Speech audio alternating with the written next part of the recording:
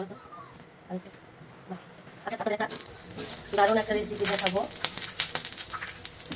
আমার একটু হলুদ লাগবে, হলুদ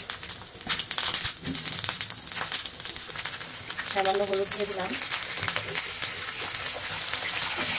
এটা একটা মজার রেসিপি, এটা শিখতে হলে ফুল ভিডিওটা দেখতে হবে।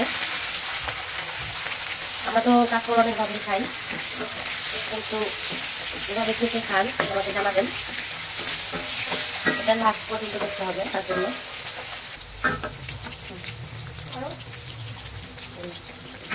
কয়েকটা শুকনো মরিচ দিয়ে দিলাম।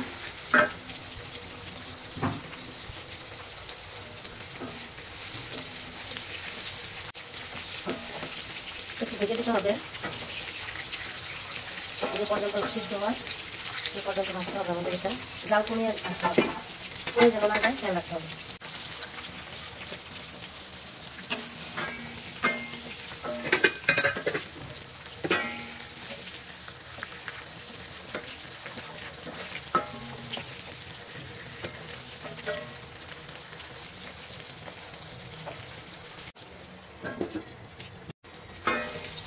এগুলো ভাজি হয়ে গেছে, আবার এখন তুলে রাখবো। এগুলো সিদ্ধ হয়ে গেছে, তো পরে একটু দেখতে থাকুন কীভাবে কী করি।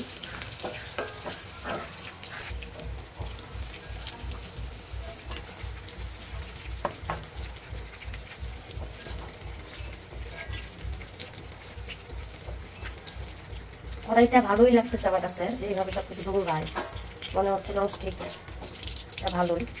কিন্তু অনেক আপুরা বলেছে কয়েকদিন ব্যবহার করার পরে রিভিউ দেওয়ার জন্য, তো এটাও আমি দিব। কয়েকদিন ব্যবহার করি, তারপরে দেখি কী অবস্থা। এভাবে তুলে নিতে হবে।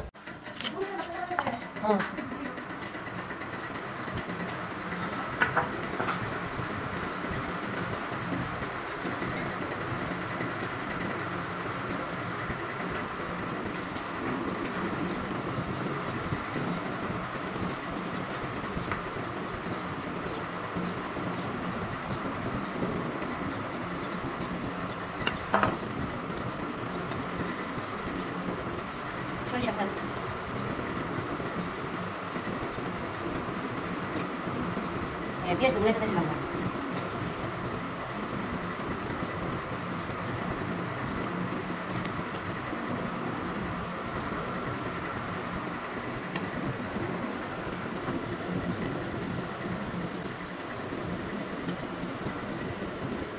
Terus ada dulu.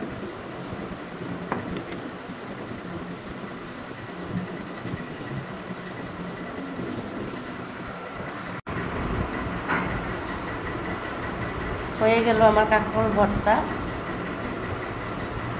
একবার এটা করে খেয়ে দেখবেন, অনেক মজার একটা ভর্তা, খেলে বারবার খেতে মন চাইবে।